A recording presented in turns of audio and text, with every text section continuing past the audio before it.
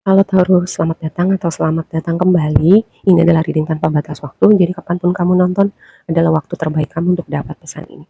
Oke, di pre-shuffle kamu tuh ada tema gini, ada sesuatu yang mau datang, gitu ya. Skenario-nya pertama, ini kayak bisa tawaran kerjasama, kolaborasi, pekerjaan gitu. Jadi ketika hal ini datang, kamu sangat mungkin untuk meninggalkan apapun kayak pekerjaan kamu, kayak rekan bisnis ataupun apapun lah pekerjaan yang sudah kamu lakukan selama ini, konteksnya perusahaan tempat kamu berada selama ini gitu. Skenario yang kedua adalah yang mau datang itu adalah pernyataan dari seseorang. Mungkin kamu selama ini udah ketemu orang ini atau belum. Jadi orang ini mungkin akan datang sekitaran kamu nonton reading ini. Jadi orang ini datang menyatakan ketertarikannya, rasa sukanya. Terus ini yang tricky ya.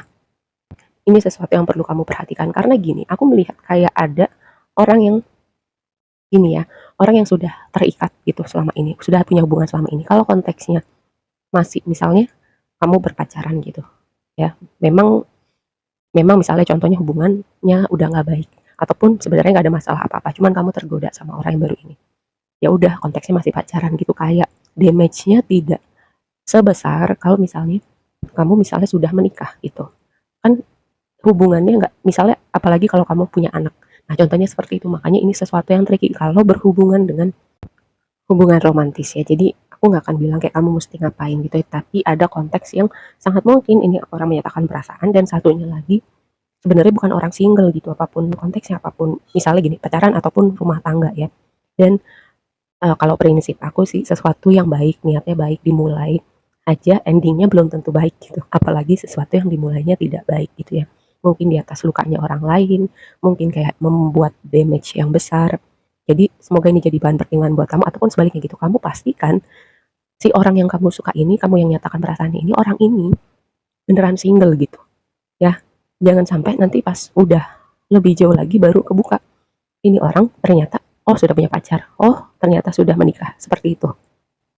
Kalau misalnya kamu penganut paham atau kedua belah pihak penganut paham open relationship, poligami, silahkan. Tapi kalau tidak open dan tidak poligami, nah ini sesuatu ya yang perlu kamu perhatikan. Oke, kita mulai dulu dari oracle kamu yang pertama yang di atas yang gambar ya, gambarnya kayak burung di atas sangkarnya itu kayak gini, kayak orang yang lagi ibaratnya dunia milik kita berdua, aku milikmu, kamu milikku. Nah, seperti itu ya. Jadi lagi di fase yang sangat lagi membara-membaranya gitu dalam sebuah hubungan. Nah, balik lagi tadi ya karena ada sesuatu yang berhubungan dengan orang yang menyatakan perasaannya gitu dan bisa jadi hubungan ini berlanjut dan kayak lagi on fire gitu dalam hubungan ini. Kayak ibaratnya dunia milik berdua, yang lain ngontrak gitu ya. Ini kartu yang berbicara seperti itu. Terus yang menarik, yang berikutnya kalau kamu zoom ini aku merasa gini tentang ada dua skenario. Yang pertama tentang sharing. Sharing ibaratnya kalau kamu punya makanan nih, kamu akan bagikan ke teman kamu, ke adik kamu, keluarga kamu, atau misalnya ada info pekerjaan nih teman kamu lagi nggak kerja, kamu kasih infonya, contohnya seperti itu.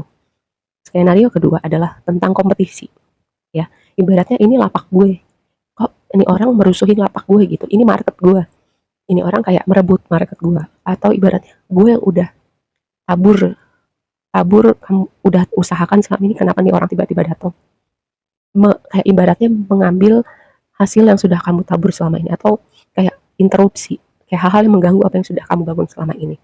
Tadi ya aku bilang di awal ada suatu tema tentang seseorang yang sudah tidak available lagi, dan kalau dari sepanjang awal itu kayak kamu merasa ada yang kena gitu. Nah, kamu tahu apa yang perlu kamu lakukan. Yang berikutnya itu kayak apa ya, kayak orang lagi marching band gitu. Ini tuh kayak gini, cerita siapa yang kamu jalani gitu, hidup siapa yang kamu jalanin, apakah sesuatu hal atau banyak hal yang kamu pilih sekarang, kamu lakukan sekarang itu benar-benar sesuatu hal yang kamu mau, atau itu adalah proyeksi dari masyarakat, proyeksi dari orang tua kamu. Kamu memilih jalan ini karena menurut orang ini nih jalan yang oke, menurut orang tua kamu ini nih pekerjaan yang oke. Untuk dipandang dalam masyarakat, gue harus sampai di titik ini. Contohnya seperti itu ya. Ini oracle yang mengingatkan tentang hal itu gitu. Kayak ini waktunya kamu tanya jujur sama diri kamu. Ini beneran ceritanya gue gak sih? Atau gue menjalani cerita yang orang lain tulis buat gue? Contohnya seperti itu. Kan aku bilang tarot ini kan terserah penonton dengerin gitu. mau dilakuin apa enggak terserah gitu. Cuman kalau berbicara tentang pilihan hidup, hal-hal yang kita lakukan ataupun tidak dilakukan, aku cuman selalu tekankan gitu. Nanti ketika umur kamu nyampe di 50, 60, 70 kamu masih hidup, kamu berbagi cerita ke anak cucu kamu, teman-teman kamu nyesel nggak gitu? Untuk hal-hal yang kamu lakukan ataupun tidak lakukan. Gitu aja sih, aku akan selalu tekankan ketika berbicara tentang pilihan-pilihan hidup, hal-hal yang mau kamu lakukan ataupun tidak mau kamu lakukan. Oke, kita balik ke tema tarotnya. Yang pertama Page of Pentacles jadi tema besar kamu, dikonfirmasi sama Six of Swords. Sebelumnya maaf ya kalau ada noise-noise yang masuk. Oke, kita lanjut. Tadi ya, Page of Swords itu berbicara kabar yang datang. Tadi aku bilang di awal juga ada sesuatu yang datang. Bisa jadi kabar, bisa jadi pernyataan gitu. Dan Six of Swords itu pergi, berlayar, membalikkan badan ke tempat yang terasa lebih baik, lebih menyenangkan, atau lebih fulfilling gitu. Atau chapter yang di belakang ini udah selesai. Ya, atau bisa jadi karena tadi ada skenario tentang seseorang yang tidak available, kayak meninggalkan apa yang sudah ada selama ini, terlepas ada masalah atau enggak.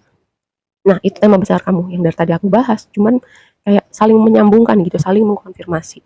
Jadi kalau sejauh ini udah resonate, ya udah berarti pesan ini buat kamu. Terus nih, Justice jadi blessing kamu dikonfirmasi sama King of Pentacles. Nah, ini berbicara tabur tuai. Tadi ya aku sempat bahas tentang tabur, apa yang kamu tabur selama ini. Ya, kalau kamu tabur yang baik, kamu bekerja keras, kamu berdedikasi. Kayak ini balance the scale gitu. Kalau misalnya selama ini kerja keras kamu dari sisi kiri, nah sekarang kamu menyeimbangkan sisi kanan, kayak semesta mendatangkan kebaikan-kebaikan, kamu melihat hasil kamu menuainya. Dan kalaupun tadi ada skenario orang yang kompetitif gitu, orang yang berusaha nikung kamu, orang yang berusaha mengambil atau kayak take credit, kayak ibaratnya ngaku-ngaku gitu, itu hasil kerjanya dia, padahal dia nggak ngapa-ngapain, padahal itu kamu yang kerjakan. Kalau ada orang yang ngaku-ngaku kayak gitu, tenang aja gitu ya, kamu tuh udah punya fondasi. King of Pentacles itu fondasinya kuat, dia udah berproses sangat panjang. Sesuatu yang udah berproses, sudah teruji waktu, akan kelihatan kok. Kalau orang yang cuman kosong gitu, ngaku-ngaku doang, nanti pada saatnya juga akan kelihatan dan akan mental sendiri. Jadi kamu nggak perlu khawatir ya. Terus tadi tentang orang yang hmm, datang di saat orang yang satunya itu sebenarnya udah nggak available.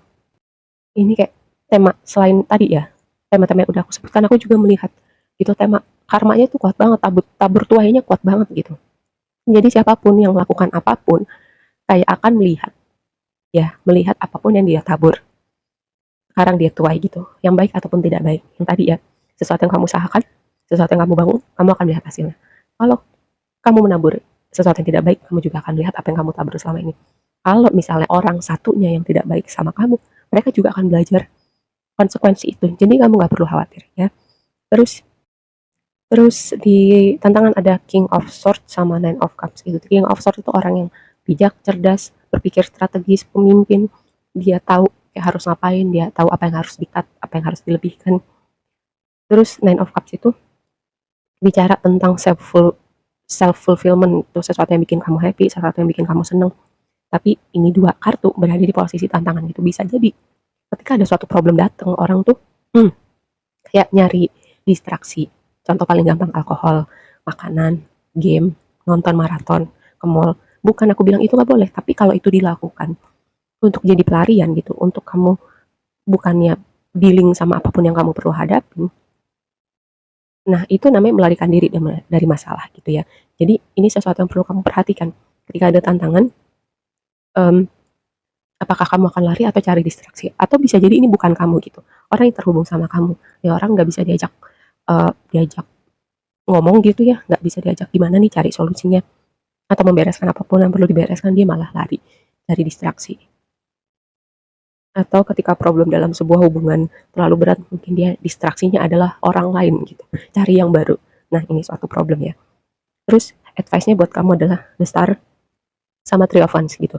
Star itu kayak cahaya, jadi kayak cahaya tempat gelap, apapun yang tertutup akan terlihat. Tadi ya, apapun temanya kompetisi, orang yang menikung kamu, orang yang dikira single ternyata enggak, itu akan kelihatan semuanya. Terus ketika itu semua terlihat, semesta akan tunjukkan jalannya buat kamu, semesta akan tunjukkan semuanya. Mungkin selama ini kamu berpikir, oh gue mau ini, mau itu sama orang ini, gue mau kesini, gue mau ke situ, gue mau melakukan ini. Mungkin ya, selama ini. Tapi ketika itu terlihat, kamu mungkin akan berubah pikiran. Karena di waktu yang akan datang adalah Ten of Swords dikonfirmasi sama Knight of Pentacles. Ten of Swords ini kayak entah kamu yang sendiri mengeluarkan diri dari situasi itu atau semesta yang intervensi ketika itu semua terlihat, kamu mau nggak mau keluar gitu. Mungkin prosesnya agak perlahan gitu untuk kamu bangkit lagi, untuk kamu menavigasi sebuah perjalanan yang baru dan gini, karena ini ada sesuatu tema yang tampaknya ngagetin ya ketika terungkap. Kadang pun ketika kita melihat fakta kita kaget dan kita juga kayak mungkin shock dulu dan butuh waktu gitu untuk berproses. Nggak apa-apa, jalan pelan-pelan aja dulu. Kayak itu cara semesta untuk kamu menulis cerita yang berbeda. Ya, aku rasa segitu aja dulu readingnya. Semoga bermanfaat dan sampai ketemu di reading berikutnya. Bye.